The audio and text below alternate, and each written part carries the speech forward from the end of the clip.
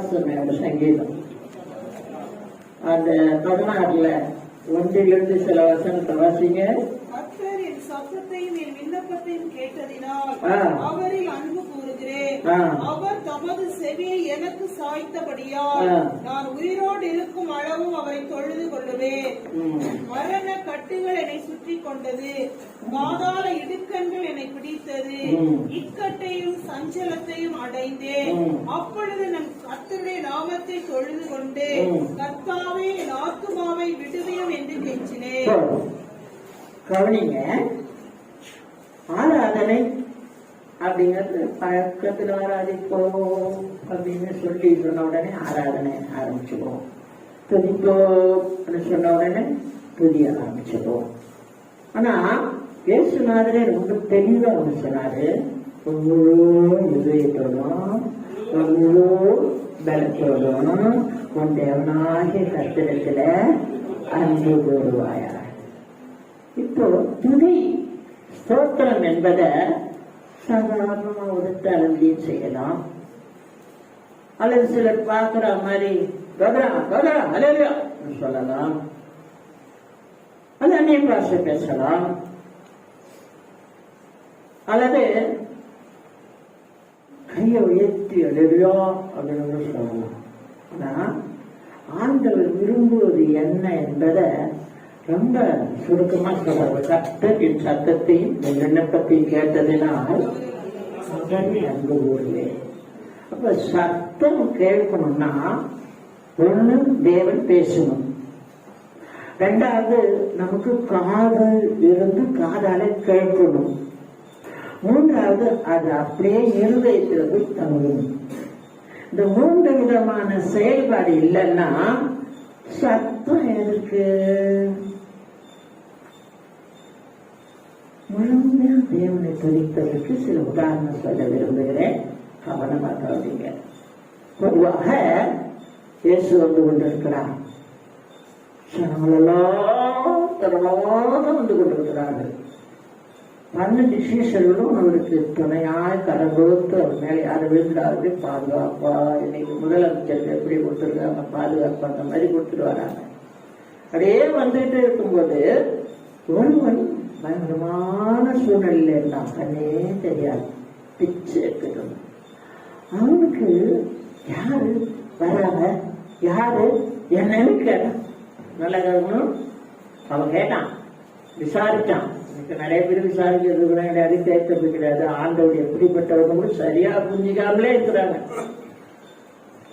கேட்ட உடனே அதுக்கு நிறைய பதில் எழுதினா பெரிய அளவுல அது ஆயிருந்திருக்கும். நான் நினைக்கிறேன், அவரு சாதாரணமானவரையா, அவர் கண்ணு மையா வயிற்றில் உருவானவரையா, அவர் பசுத்தாதினால் உற்பத்தியானவரையா, அவர் சென்ற இடம்லாம் சிறப்புங்க, அவர் கைத்தட்டா சொன்னாங்க, அவர் மகாபெரிய தேவங்க. உங்களுக்கு ஒரு வசனம் மீதா புஸ்தகத்தை கொஞ்சம் இருக்கிற ஒரு நிமிஷத்தை வசனம் வந்து தெற்கு தரிசனத்துல இருக்குது. மேகா 7ஆம் அதிகாரம் 7ஆம் அதிகாரத்துல 15வது வசனம் வாசி பாருங்களேன். புறப்பட்ட நாளில் நடந்தது போலவே உன்னை அதிசயங்களை காணப்பட்டது. அல்லேலூயா. எகிப்து தேசத்திலிருந்து அதிசயத்தை பத்தி பேசப்படுதுங்க. எகிப்து தேசத்திலிருந்து அதிசயத்தை பத்தி அறிஞ்சிட்டே வராங்க. ஜனங்களுக்கு தேவனுடைய அதிசயம் தெரியாதா என்ன? நிறைய வசனம் இருக்கு, அவர் அதிசயங்களை காண பண்ணுவார். ஏசாயா 9:6 வசனத்தை வாசி பாருங்க. கிறிஸ்துமஸுக்கு முன்னாடி அந்த வசனத்தை சொல்றாங்க. பிறந்தார், கொடுக்கப்பட்டார், தோளின் மேல் இருக்கும், அவர் நாமம் அதிசயமானவர், ஆலோசனை கர்த்தா, வல்லமையுள்ள தேவன், நித்திய பிதா, சமாதான பிரபு என்னப்படும். இந்த வசனத்தை இப்படி படிச்ச உடனே கேட்டீங்களே, ஒவ்வொரு வார்த்தையில உள்ள வல்லமையும் உண்மையை அறிஞ்சீங்களா? சில நேரத்துல வசனத்தை வாசிக்கும் போது உள்ள அப்படி ஒரு மாதிரி துள்ளும், உள்ளம் துள்ளும், உணர்ச்சியினால கை காலம் சில நேரத்தில் உதவும். சாதாரணம் இல்லைங்க, இது தேவ வசனம். இந்த வசனத்துல ரொம்ப சாதாரணமா ஏசாயா தீர்க்கதரிசிக்கு வெளிப்படுத்துற வார்த்தையை சொல்றாரு. அவர் சமாதானம், அவர் சாதாரணமானவர்கள். அது ஒவ்வொரு வருஷம் நமக்கு மிக முக்கியமானது, அருமையான வார்த்தை. எவ்வளவு பெரிய தேவன் தான் வந்துட்டு இருக்காரு பிரதர்னு மொத்த காதுல சொல்லிட்டான். குருடன் காதுல. குருடன் என்ன செய்யலாம், அவரு போயிட்டு இருக்காரு, எங்க போறான்னு தெரியாது, எத்தனை பேர் நடுவில் வரான்னு தெரியாது. ஆனா அவன் சவுண்ட் மட்டும்தான் கேக்குது, காதுல கேக்குது. நம்ம காதுல இவரு போற சவுண்ட் கேக்குது, நம்ம சவுண்ட் அவரு கேட்டுட்டேன்னு சொல்லி தாவீதின் குமாரனே எனக்கு இறந்தோம் சொன்னான். நல்லா கவனிக்கணும். அவன் ஆத்மாவில சொன்னானா, சரீரத்துல சொன்னானா, ஆவியில சொன்னானா? இன்னைக்கு நம்ம ஆவியில ஜெபம் பண்றோமா, ஆத்மாவில துடிக்கிறோமா, மாம்சத்துல துடிக்கிறோமா? கொஞ்சம் கவனம் தேவை பிள்ளைகள. நாம என்னைக்கு துடிவா நம்ம ஆவி ஆத்மா சரீரத்துல இருக்கிறோமோ அன்னைக்கு உங்களுக்கு அதிசயங்களை காணப்படுவோம். சும்மா கிடையாது. அந்த துதியின் சத்தத்தை கேட்டு அவன் சவுண்டு குட்டா பாருங்க, அப்படியே இயேசு நின்று விட்டார். நின்று விட்டார். அவனுக்கு கண்ணு தெரியாது, ஆண்டவர் அவனை பத்தி தெரியாது. ஆனா அவன் நிற்க வச்சது ஒரு சவுண்ட், ஒரு சத்தம். தேவனை நோக்கி எல்லாரும் சேர்ந்து சொல்லுங்க, ஆண்டவரே, இயேசுவே, என்னை பாருங்க, ஏசப்பா என்னை பாருங்க. இதுல நான் சொல்லிக் கொடுக்கிற சில காரியத்துல பெரிய அற்புதம் இருக்கு தெரியுமா உங்களுக்கு? நீங்க எதை அறிக்கை செய்யறீங்களோ அறிக்கையின்படி உங்களுக்கு நடக்கும். சில நேரத்தில் நான் அறிக்கை செய்ய சொல்றேன்னா அதுல நீங்க எப்பயாச்சும் தப்பி வைக்கப்படணும், அதுல நீங்க உண்மையாயிடணும். அந்த அறிக்கை உங்களுக்கு விடுவிக்கணும்னு தான், சும்மா இல்லை. எனக்காகவோ இல்ல புகழுக்காகவோ மற்றவங்களுக்காகலாம் சொல்ல சொல்லல. ஏன் சொல்ல சொல்றேன்னா, ஆண்டவராகிய இயேசுவை அறிக்கை செய்த ஒரு சத்தமிட்டான். ஆண்டவரே, தாவீதின் குமாரனே என்பது தாவீதுன்னு சொன்னவன இவர் கூட இருந்தவங்களும் அப்படியே தலை வணங்கி, இஸ்ரேலுக்கு போனவங்களுக்கு தான் தெரியும். யூதர்கள்லாம் ஒரு வார்த்தை சொல்லுவாங்க, முஸ்லீம்லாம் ஒரு வார்த்தை சொல்லுவாங்க. முஸ்லீம் எல்லாம் வந்து சலாம் அலைக்கும் இவங்க சொல்லுவாங்க சமாதானம். அதுக்கு ஒரு வார்த்தை சேலம், சேலம், சேலம், சேலம், சேலம்னா சமாதானம். அவன் சலாம் அலைக்கும்னா அவன் தேவனுக்கு மகிமைன்னு சொல்றோம். எப்படியோ இரு சகோதரர்களுக்கு சொல்லுகிறாங்க. நமக்கு தேவை என்னன்னா, சத்தத்தை கேட்டது என் ஆண்டவர், சத்தம் கொடுத்தவன் குருடன். எங்களுக்கு 2 பேருக்குள்ளதான காரியத்தை நான் ஒர்ஷிப்பும் துதியையும் இணைத்து சொல்ல விரும்புகிறேன். ஒரு துதி சரியா ஆண்டவர் நோக்கி இருக்குமானா என் ஆண்டவர் சத்தத்தை கேட்பார். வசனம் தான் சொல்லு, கர்த்தரின் சத்தத்தை பற்றியும் கேட்டதுன்னு அவரை அன்பு கூறுகிறேன். அப்ப அவர் அதிசயமானவர். எகிப்து ஜனங்களை விடுதலையாக்கினதிலே ஒரு பெரிய அதிசயமானவர். ஏசாயா தீர்க்கதரிசி சொல்றாரு, அவர் அதிசயமானவர், அவர் சமாதான தேவன். அவைகளை அறிந்து புரிந்து அதை உணர்ந்து நீங்க தனியா வீட்டுல இருந்தாலும் சரி, வேலைக்கு போனாலும் சரி, எங்க இருந்தாலும் மனசார உள்ளத்துல இருந்து அந்த குருடன் சொன்னது போல, என் ஆண்டவரே எனக்கு இறங்குமையா. இவன் கூட இருந்தான், ஆண்டவருக்கு மாதிரி அறியாததா இருந்தார். இவனை எப்படி தெரியும்? சத்தம் தான் கேட்குது. இந்த சத்தம் ஒரு பெரிய விடுதலையை தந்தது. கரங்களை தட்டி கட்டது போன்ற சத்தம் விடுதலை. சரீரமும் சேரும், ஆவியும் சேரும், ஆத்மாவும் சேரும். 3 விதத்திலையும் 3 தன்மையிலே நமக்கு வர்ஷிப்பு வேலை செய்யுது. சரீரம், ஆவி, ஆத்மா. இது 3ஐயும் கர்த்தர் விட்டு பாக்குறாருங்க, பாக்குறாரு. சும்மா எதுக்காக அந்த ஞாயிற்று நாடாது நெல்லுங்க, உட்காருங்க, கை தட்டுங்க, கால் கையை வச்சுங்க சொல்லிட்டு போய் நீங்க சின்ன பிள்ளை மாறி சில பேர் இந்த பாசு கையெழுதுறாரு, காலுறாரு. எவ்வளவு பேர் மனசார கை தூக்குறீங்க, எவ்வளவு பேர் மனசார இந்த வருஷத்துல ஒத்துழைக்கிறீங்க, எவ்வளவு பேர் உண்மையா ஆண்டவரை துதிக்கிறீங்க. அதனால தான் நீங்க துதியும் ஆராதனைங்கிற சப்ஜெக்ட் அவங்களுக்கு துதிக்கிற போது பிள்ளைங்களை என் வாழ்க்கையில அந்த எடுத்துக்கொண்ட நாளில் இருந்து சாப்பிடுற நேரத்தில் கண்ணை மூடிக்குவேன். ஒரு ஆள் ஜெபம் பண்ண சொல்லுவாங்க, வாடு கண்ணை திறந்து பார்த்தா சாப்பாட்டுல ஒரு காய்கறி இருக்காது, ஒரு கூட்டு இருக்காது, மீன் குழம்பு ஒன்றும் இருக்காது. ஏன்னா சைடு இந்த பக்கம் தேவதாசு பண்ணப்ப இந்த பக்கம் சகாயம், 2 பேருமே ரொம்ப சகாயமானவர்கள். நான் ஃபுல் சாப்பாட்டுல ரொம்ப ரொம்ப ரொம்ப சாப்பாட்டையே வெறுத்தேன். ஒன்னால் தான் ஒருத்தர் சொன்னாரு, ஞானதாஸ் நீ செத்துறப்பா, கொஞ்சம் கொஞ்சம் சாப்பிட்டு உயிர் வாழ்ந்தா அவங்கள ஒரு கோழி செய்யணும். சாப்பாட்டை பார்த்தாலே எனக்கு பிடிக்காது. இது சாப்பிட்டு வாழ்ந்து என்னடா இது மாறி திங்கிற மாதிரி அப்படி ஏதோ இன்னைக்கு சில காரியம் வந்து அன்னைக்கு நான் நினைச்சது மாதிரி இன்னைக்கு வந்து நம்ம தம்பி இருக்காரு,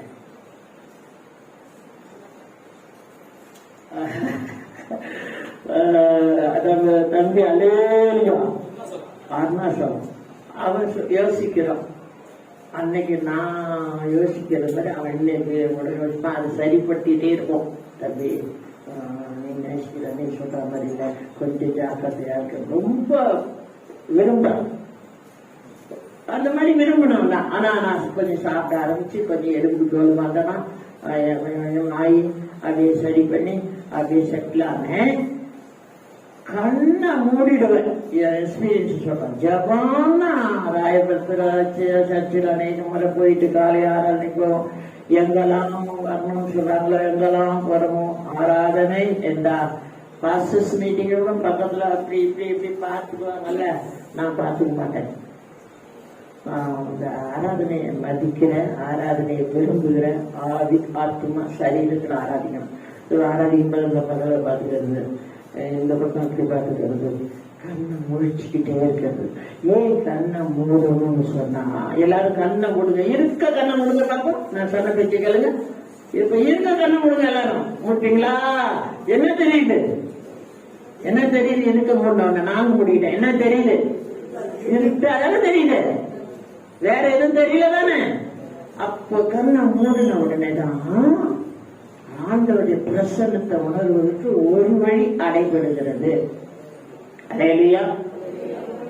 நீங்க இந்து கோயில பாத்தீங்கன்னா கரங்களை கூப்பி கண்ணை மூடிதான் வாங்குவாங்க. பாத்தீங்களா? கண்ணை மூடி வரணும். அதை போய் பார்த்துக்கிட்டா அது கண்ணை குத்தினோன்னு வேற சொல்லி வச்சிருக்காங்க. கையில் ஆயுதம் இருக்கு, கண்ணை குத்தினோம், கண்ணை மூடிக்கணும்.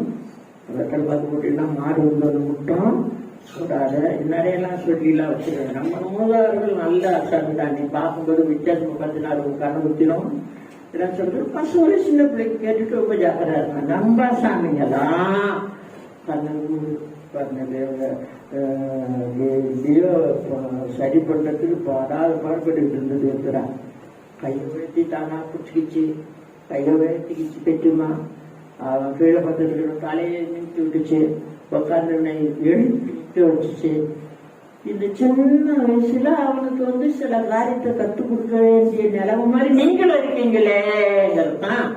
அவன் சின்ன பையன், அதை கண்டுபிடிச்ச பக்கத்துல தாய் எப்படியாச்சும் அவன் நல்ல ஒரு வர்ஷிப் மேல ஆகணும், அவன் நல்ல ஆண்டவரை துதிக்கணும், அவன் விசேஷம் ஆகணுங்கிற ஒரு மகஞ்சையில செய்து நீங்க எல்லாம் என்ன அன்பரசு உங்களை என்ன செய்யறாரு? நீங்க ஏன் வந்து சரியா சுவாத்திரம் பண்ண மாட்டேங்கிறீங்க? நீங்க ஏன் சரியா கண்ணை மூட மாட்டேங்கிறீங்க? நீங்க ஏன் ஆண்டவரை அதிகமா துதிக்க மாட்டேங்கிறீங்க? ஏன் வாயை அதிகமா மூடிட்டு இருக்கீங்க? கொட்ட கொட்ட கொட்ட கொட்ட கண்ணை முடிச்சிட்டு இருக்கீங்க. எங்க ஐயா ஆமோஸ் ஐயா நினைச்சா இந்த எனக்கு சிறப்பு கண்ணு 2 தோண்டி காக்காட்ட போட்டுருன்னு சொல்லுவாரு. அப்படியே வந்து கண்ணு 2 முழு புடுங்கி காக்காட்ட போட்டு பயந்துட்டு எல்லாம் கண்ணு முடிக்கும். வாடனா ரொம்ப நாளைக்கு இருந்தாரு. இப்ப உத்தம பாளையத்தில் இருக்காரு. அந்த கண்டிஷன் தான் இன்னைக்கு இருக்கு. கண்ணை முள்ள கண்ணை பிடிங்கி காக்காட்ட போட்டுருவாங்க. ஒரு உண்மையான ஆண்டவருக்கு பயந்த தேவடைய கத்தரால் ஆசீர்வதிக்கப்பட்டு மிகுந்த வல்லமையாக ஊழியம் செய்கிறார். அதனால நீங்க கண்ணை மூடணும், இதயத்தை திறக்கணும், காதை திறக்கணும். கண்ணு தெரியாதவனா கண்ணை மூடிட்டு இருந்தான். கண்ணு தெரிஞ்ச விட ஒரு சத்தத்தை தான் கேட்டாரு. அந்த சத்தத்தின் உணர்வு ஒரு worship, ஒரு ஆராதனைக்கு அடையாளமா இருந்தது. கரங்களை தட்டி கற்றுக்கு சொல்லுவாங்க.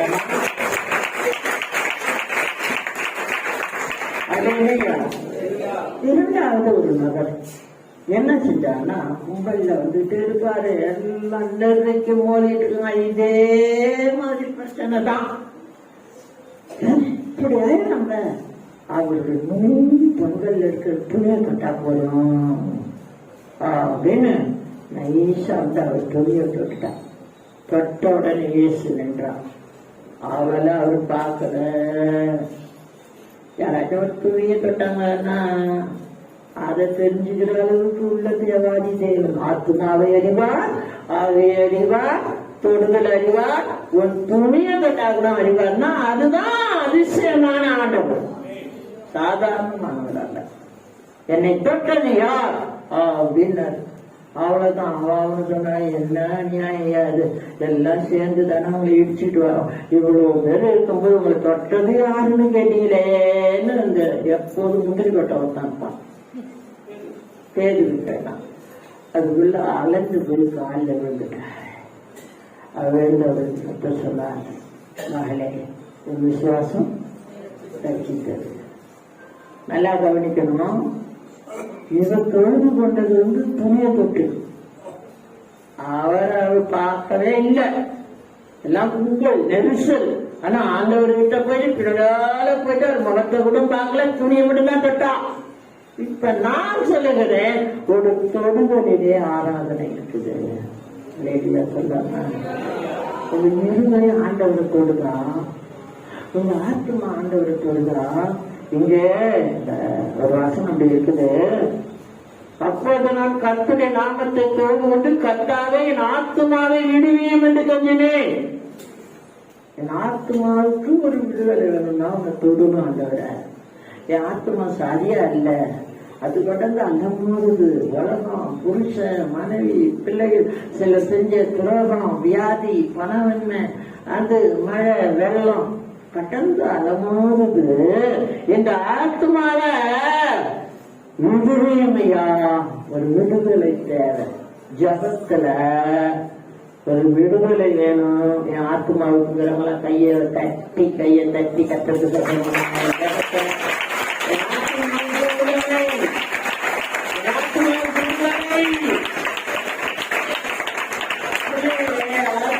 விடுதலை ஆன உடனே சரண்டாய் விழுந்து பூர்ண சுகம் பெற்றார். எத்தனை வருஷம்? 10 வருஷம் நொந்து நூதல் சாப்பிட்டார. ஒரு சின்ன தொழுதல் அவ ஆவி, அவ ஆத்மா, அவ சரீரம் எல்லாம். இது தொழுதலுக்கு ஆண்டவரை துதித்ததற்கு 12 வருஷம் உள்ளவருக்கு ஒரு தொழுதல்ல அற்புதம். அல்லையா? நீங்களும் நானும் ஆண்டவரை தொடரமா? நான் என்ன சொல்றேன், நான் உங்களுக்கு சொல்லிட்டு நினைக்கிறேன். நான் ரொம்ப அன்பு விகுதியில ஆண்டவரை கண்ணீர் தானா வந்துடும், டக்குனு தலகனை எடுத்து கட்டிப்பேன், அணைச்சு பிடிச்சிக்குவேன். ஆண்டவரை பேதுரு உங்க நெஞ்சில சாஞ்சிருந்தான்ல, யோவான் நெஞ்சில சாஞ்சிட்டான்ல மார்பில. இப்ப நான் வந்து உங்க மார்பில சாயணும் பிளீஸ் ஆண்டவரே என்று சொல்லி நான் ஆண்டவரோடு இணைந்து என் ஆத்மா, என் ஆவி ஆண்டவரோடு பேசுவதை நான் உணர்ந்திருக்கிறேன். அவர் தொடுதலை உணர்ந்திருக்கிறேன். நான் அவர் தொடுதலை அறிந்திருக்கிறேன்.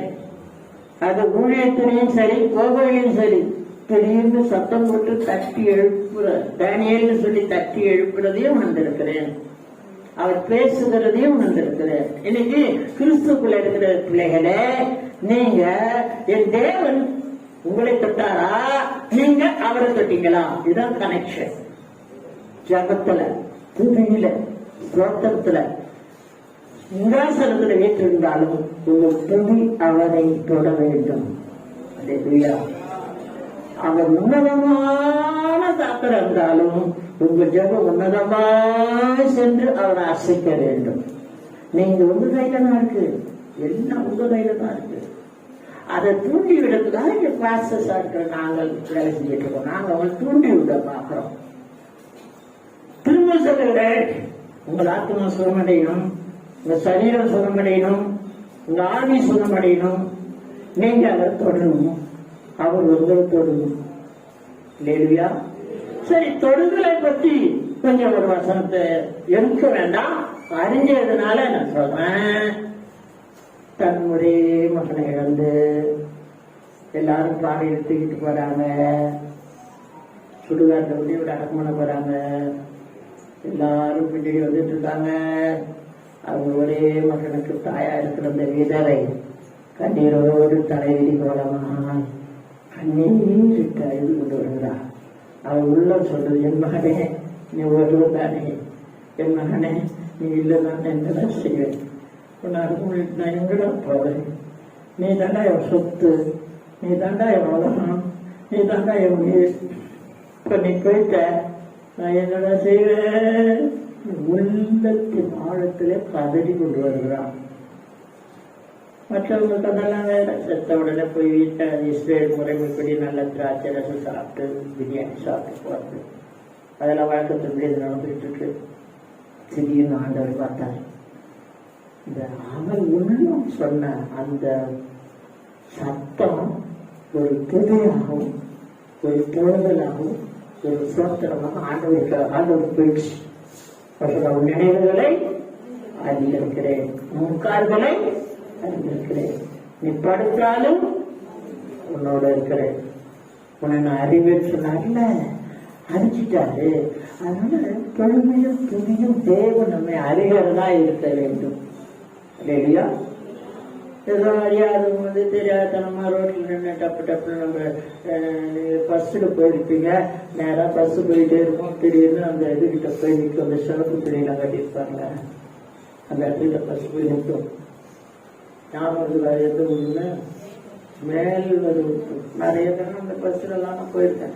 என் பக்கத்துல இருக்கவங்க இவங்க கும்பிடுறது எல்லாரும் எனக்கு தடுத்துட்டு வரலாம், ஆத்தாவை கும்பிடுங்க, ஆத்தாவை கும்பிடுங்க, சரி நான் ஏசுவை கும்பிட்டுக்கிறேன், உள்ளத்துக்குள்ள ஏசுவை கும்பிட்டுக்கிறேன். அந்த ஜனம் ஒரே ஒரு மாதிரி காசுக்கு ரோட்ல போடும், அப்படியே அவங்க வணங்குவாங்க. இந்த ஜனங்க ரோட்ல போகும்போது பஸ்ல போகும்போது ஒரு பத்தியை பார்க்கும்போது நான் கண்ணை மூடிட்டு, ஆண்டவரே என்னோட இருக்கிறவரே இந்த இடத்துல இப்படி போறவங்க நீங்க ரசிக்க மாட்டீங்களா, ஆண்டவரே நீங்க அந்த ஜனங்க சத்தம் விதா போறவங்க நீங்க ரசிக்க மாட்டீங்களா, இயேசுவின் ரட்சிப்பின் கரம் பொறுக்கும் போதவில்லையே, எப்படியாவது பெரிய செய்யுன்னு சொல்லி பிள்ளைகளே பழனி மலைக்கு கீழே 2 தரம் போயிட்டு நான் அபிஷேகம் பண்ணிட்டு வந்தேன்னா ஊழியத்துக்கு போனேன். அந்த பகுதியில தம்பி குணசேகரன் ஊழிய செய்கிறார். அப்ப கீழே மலைக்கு கீழே நின்றுட்டு சொன்னேன், ஆண்டவரே இந்த மலைக்கு கீழே தேவனுக்கு மகிமையான ஆலயம் வேணும், ஆண்டவரே எல்லாம் போறாங்க பாருங்க, பாடி பிடிச்சுக்கிட்டு சொன்னோம். உண்மையா இப்போ அந்த மலை அடிவாரத்துல நம்ம குணசேகரன் சூப்பர் தச்சு கட்டிருக்கிறார். பையன் பெரிய படிப்பு, அசம்பிளி படிச்சுட்டு ஆங்கிலத்திலையும் தமிழ் கேரளூர் பாஸ்டர். நான் சொல்றேன், அந்த சிறிய ஜபத்தை கேட்டு மலையடிவாரத்துல பெரிய திருச்சபையை மாறினதை அவங்க கொடுத்தவருக்காக நன்றி சொல்லி கரங்களை தட்டி கத்துருக்காங்க.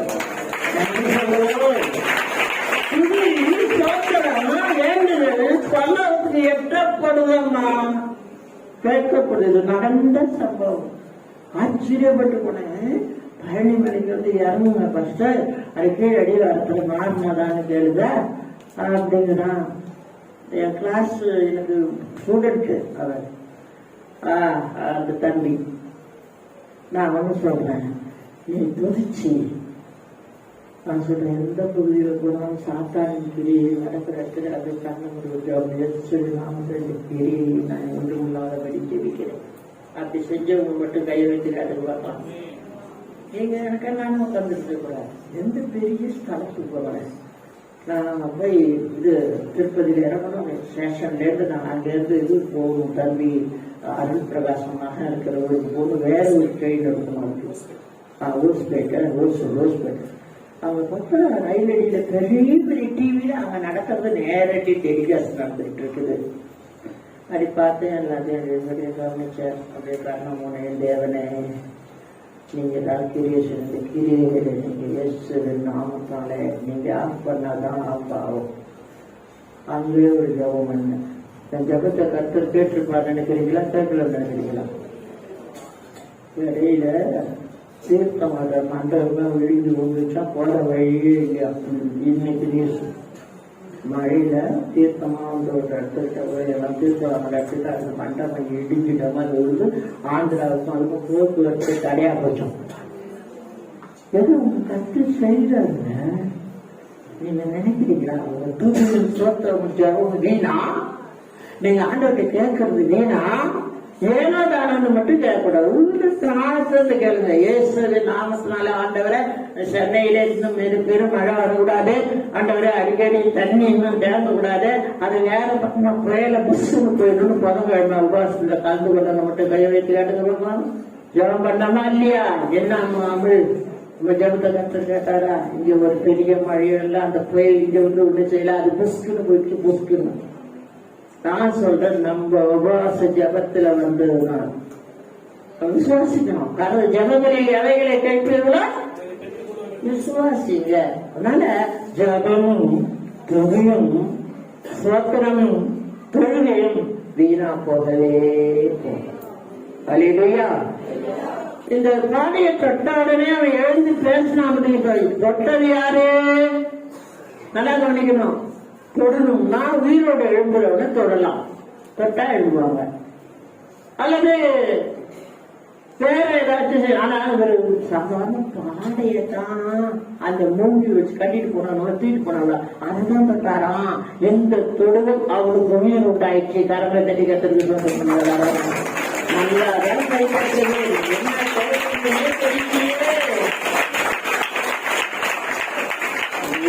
நேரத்துல தவறு பண்றவங்க சிலருக்கு ஆதரவு சரியாவே கேட்காது. பிரச்சனை முடிஞ்சதாரு தொழில் நேரத்திலையும் சரியா சொல்ல மாட்டாங்க. சிலர் இருக்கிறாங்க. என்ன செய்யறது?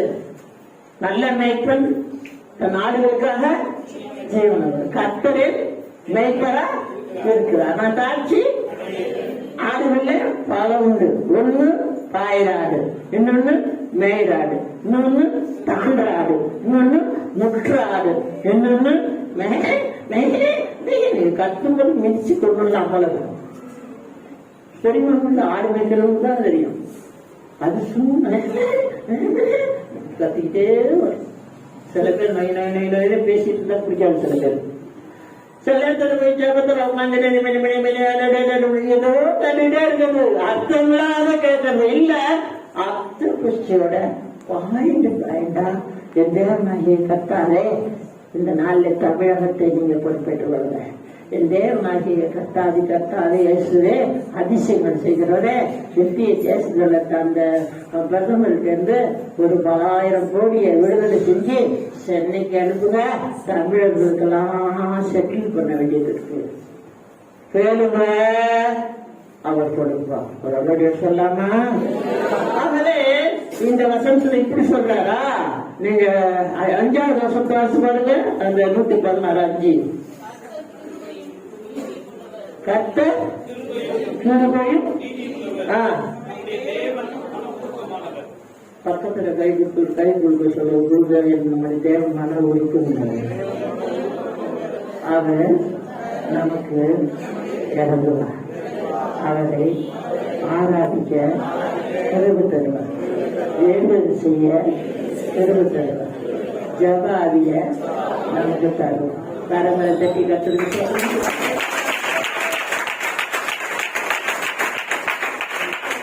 என் ஆத்மாவின் மரணத்துக்கும் என் கண்ணீருக்கும் என் காலை இழந்தவர்களுக்கும் தப்பு வைத்தேன். என்னது? நிறைய பேரு மூளை செத்தவங்க எல்லாம் இருக்கிறாங்க. தெரியுமா உங்களுக்கு?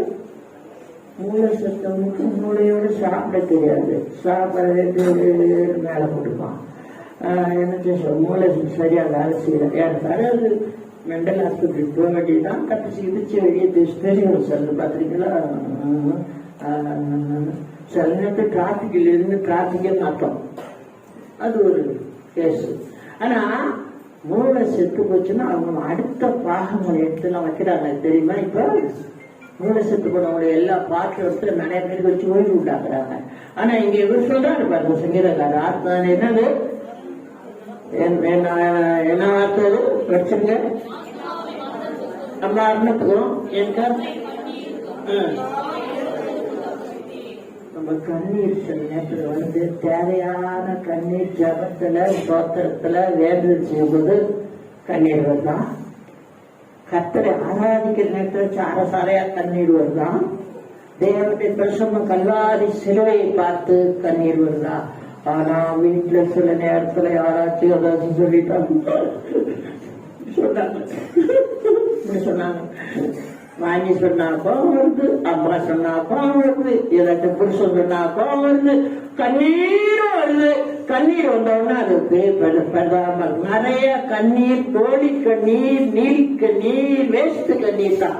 ஆனா என் ஆண்டவர் சங்கத்துல சிந்துற கண்ணீர் தான் திருப்தியிலே சேர்த்து வைக்கப்படும். ஆண்டவர்கிட்ட கண்ணீர் விட்டினா திருப்தியிலே சேர்த்து வைக்கப்படுகிறது. நீ சும்மா கண்ணீர் விட்டினா அது வேண்டாம், அது தேவையில்லாத கண்ணீர், அது கண்ணுக்கே நல்லது இல்லை, கண்ணே வீணா போயிடும். சார் நான் முடிக்க விரும்புகிறேன். அங்க சொல்றாரு பாருங்க, நான் கர்த்தருக்கு முன்பாக ஜீவனுள்ள தேசத்தில் நடப்பேன். என்ன உறுதி பாருங்க, தேசத்துல ஜீவன் இருக்கு, ஜீவன் தான் இயேசு, இயேசு ஜீவனுள்ளோர், ஜீவனுள்ள இயேசுவோடு கூட நடப்பேன். எல்லாரும் சேர்ந்து சொல்லுங்க, நான் ஐயா நல்லா வேற்றுங்க, நான் ஜீவனுள்ள தேசத்தில ஜீவாதிபதி இயேசுவோடு கைகோர்த்து கொண்டு துதிப்பேன், ஆராதிப்பேன், ஜெபிப்பேன், கட்டி பிடித்து கொண்டு சந்தோஷப்படுவேன்.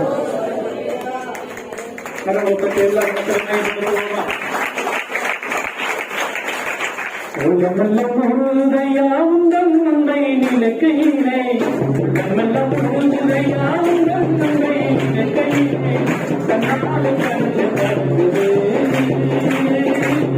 கத்தால உண்மை நிற்குவே, தன்னால கண்டு கருதுவே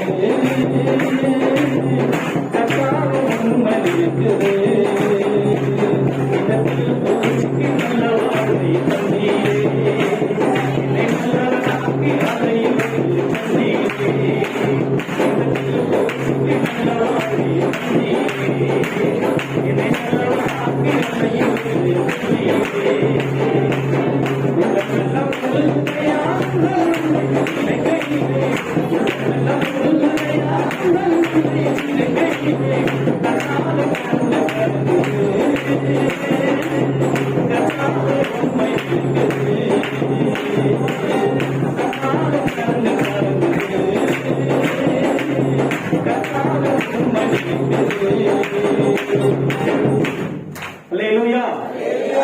வார்த்தைக்காக எல்லாருக்கும் கொடுத்து நல்ல கவனிங்க. பிரசனத்தை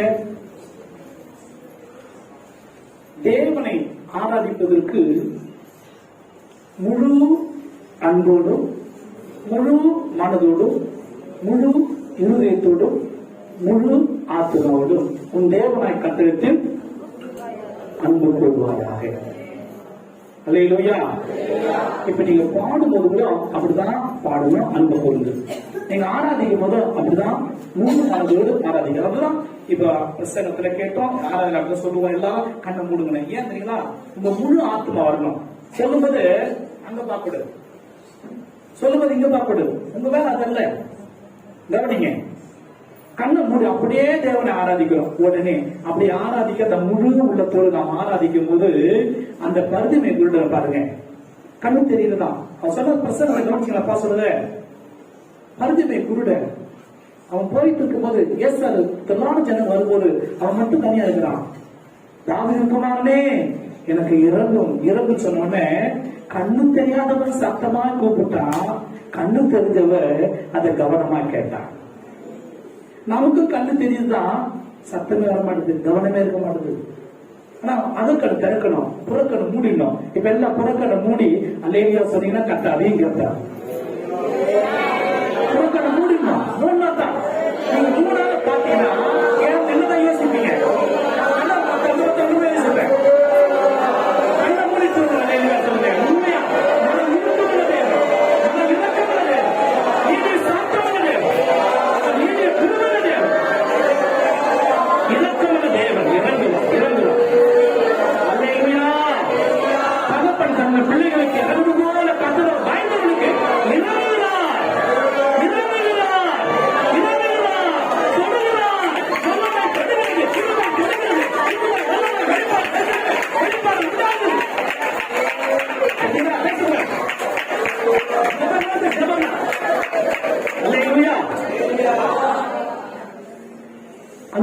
உங்க ஆவி கெடுத்துரும்.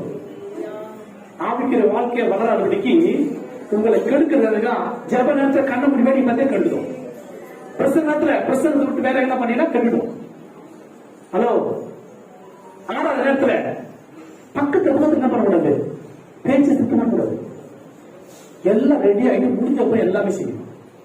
ஏன்னா ஒரு ஆள் என்ன பண்ணும், கெடுத்துடும். பாஸ்டர் பழமை சொல்ல பாருங்க, என்ன சொல்லுவாங்கன்னா, மேயிற மாடு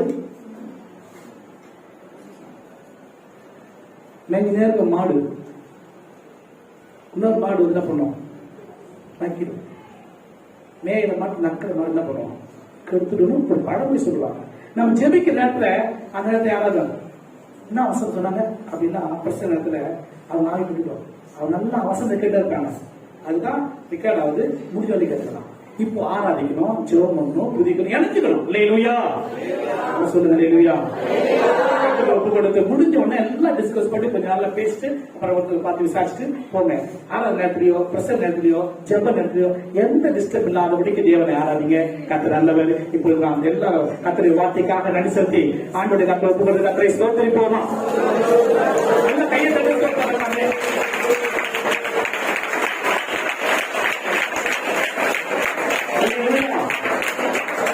தொடர்ந்து இப்போது நாம் எல்லாரும் மிஸ்ஸரிக்காக ஒரு காணிக்கை எடுக்கிறோம். இப்போ ஒரு பாடலை பாடும்போது கத்தருக்கு நாம் எல்லாரும் மிஸ்ஸரி ஊழியத்துக்காக நீங்க செலுத்தணும்.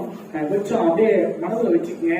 மிஸ்ஸரி ஊழியர்கள் எத்தனை சபைகள் கடந்த நாட்கள்ல எரிக்கப்பட்டிருந்து, எத்தனை மிஸ்ஸரிகளை திருவள்ளூருக்கு மட்டும் 250 ஊழியக்காரர்கள் கடந்த நாட்கள்ல மதிச்சுட்டாங்க கொரோனால. டோட்டலா நம்முடைய தமிழ்நாட்டுல 2000க்கு மேற்பட்டவர்கள் ஊழியக்காரர்கள் மதிச்சிட்டாங்க. மிஸ்திரி மாங்க எத்தனை ஊழியக்காரர்களாம் கொரோனா வந்துல அடிச்சு துன்புறுத்தி மதிச்சவங்க எத்தனை ஊழியக்காரங்க. அந்த இடங்கள்லாம் கடந்த நாட்கள்ல நம்முடைய மாணவ ஸ்தாபனத்துக்கு 17, 16, 17, 18 3 நாளும் அந்த கன்வென்ஷன் கூட்டம் நடந்தது. சண்டிகர்ல, அம்பாலாவில, பஞ்சாப்ல, டெல்லியில இந்த 4 இடத்துலயும் கன்வென்ஷன் கூட்டம் நடந்தது. ஆண்டவரை மையப்படுத்துறாங்க. அந்த மிஸ்ஸரி பாருங்க சொன்னாங்க, இது மாதிரி இருக்குது, கொஞ்சம் ஜெபம் பண்ணிக்க. அந்த ஊழியத்துக்காக மிஸ்ஸரி ஊழியத்துக்காக நாம் கொடுக்கிறோம், செபிக்கிறோம். கத்த நல்லவர். எல்லா தேவ சமூகத்துல நம்முடைய காணிக்கைகளை எடுத்துக்கங்க. மனதார என்ன பண்ணுங்க, இல்லைன்னா பரவாயில்ல, அவர்கள் ஜெபிகள் ஜெபிங்க, இருக்குத செய்யுங்க. யாரும் நீங்க என்ன பண்ண வேண்டாம், வருத்தப்படாதபடிக்கு பாஸ்டர் இது 3 2 காணிக்கையா முன்னமே தெரிஞ்சு தெரிஞ்ச நிறைய கொண்டு இருப்பேன் அப்படின்னு நினைக்கலாம். ஒன்றும் பிரச்சனை இல்லை. அடுத்த என்ன பண்ணலாம், நீங்க கொண்டாந்து கொடுக்கலாம். எல்லாரும் இப்போ தேவ சமத்துல நான் கத்துறது பையத்துக்கு 2 பேரு அந்த பையத்துக்கு சீக்கிரம்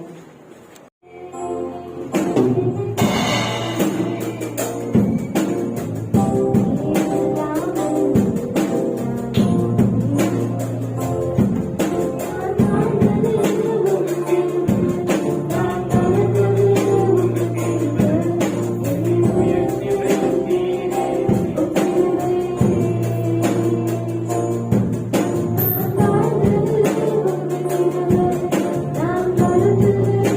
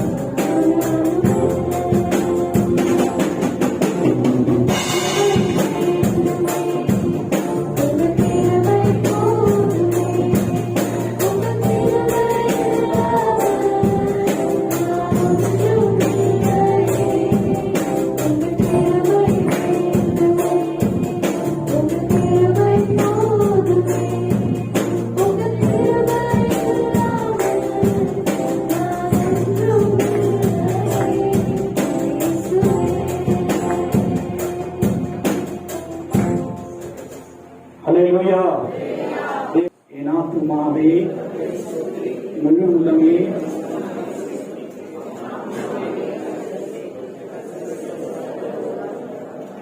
நம்முடைய கர்த்தராகிய இயேசு கிறிஸ்துவின் கிருபையும் பிதாவுடைய அன்பும் பரிசுத்த ஆவியானவருடைய அன்பின் ஐக்கியமும் சமாதானமும் சந்தோஷமும் நித்தியானந்த பேரின்பமும் நம்மோடும் சகல பரிசுத்தவான்களோடும் ஆண்டவராகிய இயேசு கிறிஸ்துவை வைத்துவிட்டு இருப்பதாக. ஆமென். கர்த்தர் ஆசீர்வதிப்பாராக. ஒருவர் பார்த்து விசாரித்துக் கொள்ளுங்க, நலம் விசாரித்துக் கொள்ளுங்க, நல்லாவே பேசுங்க.